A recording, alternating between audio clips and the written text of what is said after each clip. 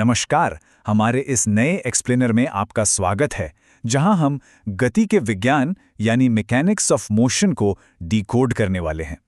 आज हम Jadav sir coaching institute के बेहतरीन स्टडी मटेरियल के आधार पर बल और दबाव यानी फोर्स और प्रेशर के कंसेप्ट्स को बिल्कुल आसान और मज़ेदार तरीके से समझेंगे। ये विषय जितना एग्जाम्स के लिए ज़रूरी है, उतना ही हमारे आसपास की दुनिया को समझने के लिए भी। तो चलिए, बिना किसी देरी के शुरू करते हैं। अब जरा सोचिए, रेगिस्तान की रेत पर मजे से चलता हुआ ऊंट, रस्साकशी का कोई जोरदार मैच और जूस पीने वाली एक सिंपल सी स्ट्रॉ। इन तीनों में आखिर क्या कॉमन है? सुनने में ये बातें एक दूसरे से बिल्कुल अलग लगती हैं, है ना? लेकिन असल में ये सब फिजिक्स के कुछ बेहद दिलचस्प और अदृश्य नियमों से आपस में जुड़े हुए हैं। आइए देखते हैं कैसे। किसी भी मुश्किल कॉन्सेप्ट को समझने से पहले हमें उस अदृश्य ताकत को पहचानना होगा जो हर तरह की गति या मोशन के पीछे होती है।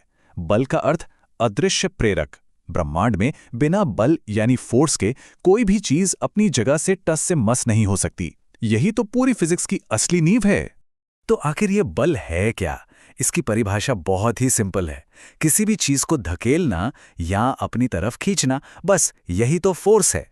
जब हम कोई बंद दरवाजा धक्का देकर खोलते हैं या ग्राउंड में फुटबॉल को जोर से किक मारते हैं, तो हम असल में क्या कर रहे हैं? हम फोर्स लगा रहे हैं।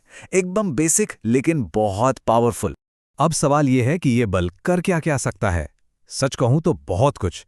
ये किसी भी चीज की स्पीड बढ़ा सकता है, जैसे साइकिल चलाते वक्त पैडल मारना। ये चलती हुई चीज को रोक सकता है, जैसे ब्रेक लगाना। ये दिशा या डायरेक्शन बदल सकता है, जैसे बैट से क्रिकेट बॉल को हिट करना। और तो और ये चीजों का आकार भी बदल सकता है, जैसे किसी रबर बैंड को खींचना या स्पंज को दबाकर छोटा करना। चलिए, अब इसे थोड़ा और गहराई से समझते हैं। बल को मुख्य रूप से दो हिस्सों में बांटा जाता है।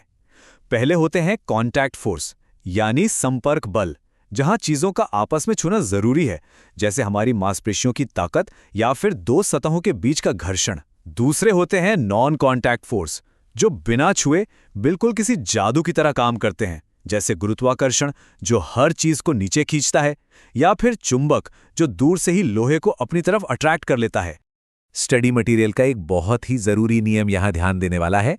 घर्षण या फ्रिक्शन हमेशा गति की उल्टी दिशा में काम करता है और ऊष्मा यानी गर्मी पैदा करता है। जब भी कोई मोशन होता है, फ्रिक्शन उसे रोकने की पूरी कोशिश करता है। सर्दियों में जब हम अपनी हथेलियों को तेजी से रगड़ते हैं, तो जो गर्माहट महसूस होती है, वो इसी फ्रिक्शन का ही तो नतीजा है। इसे रस्साकशी के गेम से बड़ी आसानी से समझा जा सकता है। अगर दोनों टीमें बिल्कुल बराबर ताकत लगा रही हैं और एक दूसरे को खींच रही हैं, तो रस्सी अपनी जगह से बिल्कुल नहीं हिलेगी। इसे बैलेंस्ड फोर्स कहते हैं। लेकिन जैसे ही एक टीम ज्यादा ताकत लगाती है, बैलेंस टूट जाता है और मूवमेंट शुरू हो जाता है। इसे कहते हैं अनबैलेंस्ड फोर्स। और याद रखिए, यही अनबैलेंस्ड फोर्स ही असल में चीजों को मूव करने के लिए जिम्मेदार होता है। फोर्स के इन सारे कमाल देखने के बाद अब हम अपने एक्सप्लेनर के सबसे मेन टॉपिक पर आते हैं। जरा सोचिए, क्या होता है जब ये फोर्स किसी खास सतह या सरफेस से टकराता है? इसे हम दबाव का विज्ञान यानी साइंस ऑफ प्रेशर कहते हैं।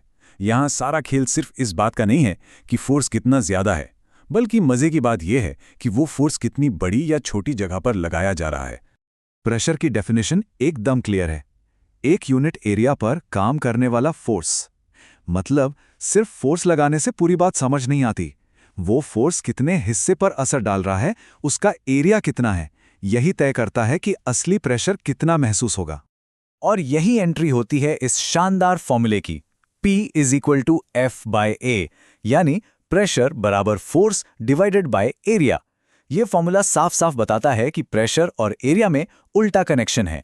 अगर हम एरिया को कम कर दें, तो प्रेशर अचानक से बहुत ज्यादा बढ़ जाता है। ये एक ऐसा रूल है जो हमारी रोजमर्रा की जिंदगी के हर हिस्से में लागू होता है। वैसे एग्जाम्स और साइंटिफिक नॉलेज के हिसाब से एक छोटा सा फैक्ट हमेशा याद रखना चाहिए। प्रेशर को मापने की जो स्टैंडर्ड इंटरनेशनल यूनिट है, उसे पास्कल कहते हैं, जिसे PA से लिखा जाता है। और इसका ये नाम फ्रांस के बहुत ही महान वैज्ञानिक ब्लेज पास्कल के सम्मान में रखा गया है। अब इस फॉर्मूले का असली जादू हमारी रियल लाइफ में देखते हैं। तेज चाकू या सुई का सिरा बहुत ही छोटा होता है ना, मतलब एरिया बहुत कम है, जिससे प्रेशर इतना ज्यादा बढ़ जाता है कि वो किसी भी चीज को आसानी से काट या छेद सकते हैं। वहीं दूसरी तरफ ऊंट के चौड़े पैर या ट्रैक्टर के बड़े बड़े टायर एरिया को काफी बढ़ा देते हैं। एरिया बढ़ने से प्रेशर कम हो जाता है और यही वजह है कि वे रेत या कीचड़ में आसानी से चल पाते हैं और धंसते नहीं। चलिए अब इस साइंस को हर दिन की एक बहुत ही आम प्रॉब्लम से जोड़कर देखते हैं। बच्चों के भारी स्कूल बैग्स की पट्टियां हमेशा इतनी चौड़ी क्यों होती हैं? वहां पतली डोरी का इस्तेमाल क्यों नहीं किया जाता? ये फिजिक्स की एक बहुत ही प्रैक्टिकल पहेली है जिसका सामना हम सब ने स्कूल के दिनों में किया है। और इसका जवाब उसी शानदार फॉर्मूले में छिपा है। बैग की चौड़ी पट्टियां असल में कॉन्टैक्ट एरिया को बढ़ा देती हैं। जब एरिया बढ़ता है तो बैग का सारा भारीपन और फोर्स एक बहुत बड़ी जगह पर फैल जाता है। इसका सीधा सा फायदा ये होता है कि कंधों पर पड़ने वाला प्रेशर एकदम कम हो जाता है, जिससे वो भारी बैग उठाना काफी आसान लगने लगता है ना कमाल की बात? तो ठोस चीजों की बात तो हो गई, लेकिन अब हम उन चीजों की तरफ बढ़ते हैं जिन्हें हम देख नहीं सकते, लेकिन जो हर पल हम पर एक भारी दबाव डाल रही हैं। वायुमंडलीय और तरल दबाव, यानी एटमॉस्फेरिक और लिक्विड प्रेशर। ये एक ऐसा अनदेखा भार है जो हमारे चारों तरफ हर दिशा में लगातार काम कर रहा है। हमारे चारों तरफ जो हवा है वो बिल्कुल खाली या हल्की नहीं है। हवा भी जगह घेरती है और उसका अपना एक असल वजन होता है। और हवा के इसी वजन के कारण ये हर चीज पर चारों तरफ से एक जबरदस्त दबाव डालती है। इसी को वायुमंडलीय दबाव या एटमॉस्फेरिक प्रेशर कहा जाता है। ये हमें दिखता नहीं है, लेकिन सच मानिए ये बहुत ताकतवर है। और पता है, ये अनदेखा प्रेशर हमारे बहुत काम आता है। जब हम स्ट्रॉ से हवा खींचते हैं तो स्ट्रॉ के अंदर का प्रेशर कम हो जाता है और बाहर का एटमॉस्फेरिक प्रेशर उस जूस या कोल्ड ड्रिंक को स्ट्रॉ के अंदर ऊपर की तरफ धकेल देता है। डॉक्टर की सिरिंज, दवाइयों वाले ड्रॉपर और कांच पर चिपकने वाले सक्शन कप्स, ये सब बिल्कुल इसी लाजवाब सिद्धांत पर काम करते हैं। अब स्टडी मटेरियल से एक बहुत ही सोचने वाला सवाल लेते हैं। जो माउंटेनियर्स यानी पर्वतारोही बहुत ऊंचे पहाड़ों पर चढ़ते हैं, वे हमेशा अपने साथ भारी ऑक्सीजन सिलेंडर क्यों ले जाते हैं? उनके पास पहले से ही चढ़ाई का इतना वजन होता है, तो फिर जिंदा रहने के लिए ये एक्स्ट्रा वजन क्यों उठाया जाता है?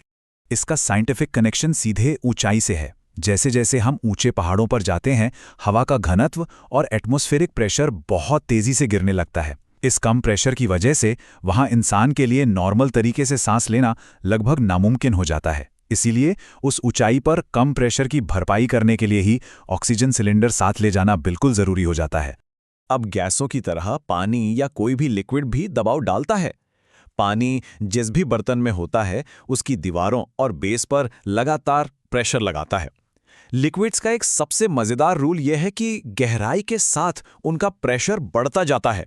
अगर आप एक पानी के भरे टैंक में अलग अलग ऊंचाई पर छेद कर दें, तो जो छेद सबसे नीचे होगा, पानी वहां से सबसे ज्यादा तेज धार से बाहर निकलेगा, क्योंकि गहराई में प्रेशर सबसे ज्यादा होता है।